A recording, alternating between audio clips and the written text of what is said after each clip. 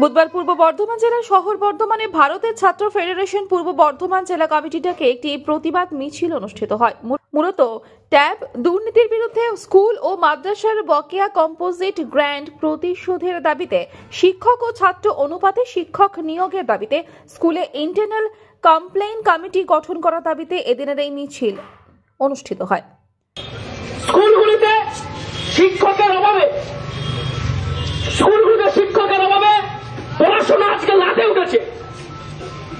আমরা দেখতে পেয়েছি এই যখন ট্যাবের দুর্নীতি হচ্ছে, ছাত্রছাত্রীদের ব্যাংক অ্যাকাউন্ট নাম্বার, তাদের তথ্য বাইরে চলে যাচ্ছে, তার জায়গায় এই ট্যাবের টাকা নিজেদের অ্যাকাউন্টে ঢুকাচ্ছে।